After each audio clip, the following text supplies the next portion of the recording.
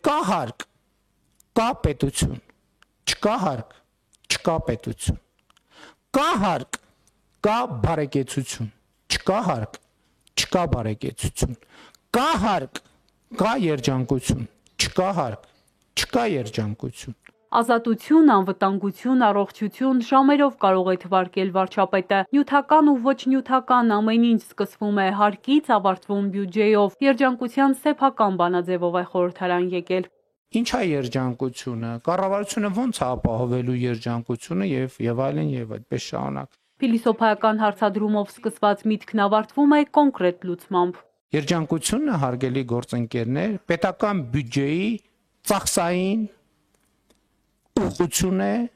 եւ ծախսային հոդվածների որոշակի տրամաբանություն է։ Հայաստանի Հանրապետությունը պետք է լինի երջանկության բյուջե։ Այդ երջանկությունը գտեք նորակառույց դպրոցներում, մանկապարտեզներում, զբոսայգիներում, բարձր բարձատրվող ձեզ թոշակ ու աշխատավարձ փոխանցող պետական աշխատողների աչքերում եւ նույնիսկ ձեր քաղաքի ու գյուղի մաքուր փողոցներում։ Ձեր տաքուկ անկյունն ու կուշտ ստամոքսը 100%-անոց երջանկության երաշխիք չեն ըստ կառավարության։ Եթե մարդ է տանը ամեն օր առավոտյան ուտումը սև խավիար, կեսօրին, չգիտեմ, կարմիր խավիար, երեկոյան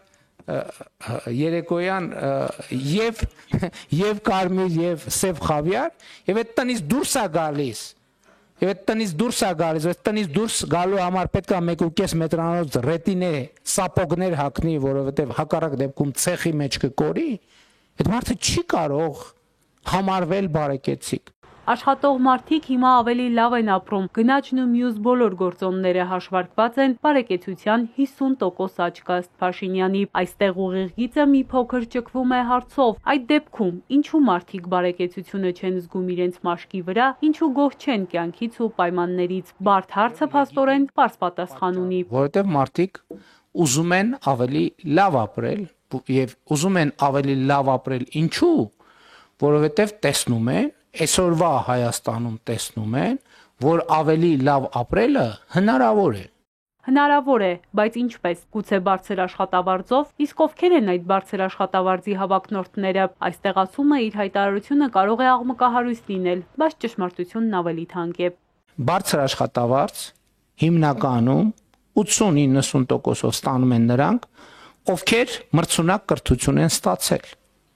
Ցածր աշխատավարձ մոտավորապես 80-90%-ով ստանում են նրանք,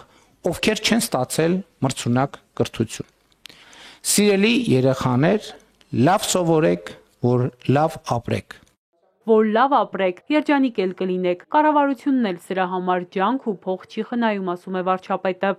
Առավոտյան ժամը 5:28 է եւ Հոպատահական չեն օրինակ հեծանվային արշավները, բյուջետային ծրագիր է իրագործում, առողջ ապրելակերպ քարոզում, հետն էլ կարծրատիպ էր փշրում։ Ամոթ չի, որ 49-50 տարեկան տղամարդը հեծանիվ քշի, ամոթ չի ուղղակի։ Կներեք իմ կարծիքով ամոթ է, որ չքշի։ Հոգևոր կյանքին հաղորդակցությունը նույնպես բյուջեի ծախսային տող է, ասում է վարչապետը չմանրամասնելով։ Իր վերջին գրառումներն ու հայոյախառն ձևակերպումները հաղորդակցության մաս են, թե ոչ։ Լրագրողներին եւս չհաջողվեց ստանալ այս եւ հետաքրքրող մյուս հարցերի պատասխանը։ Փաշինյանը դարձյալ անտեսեց նախկին գոլեգաներին։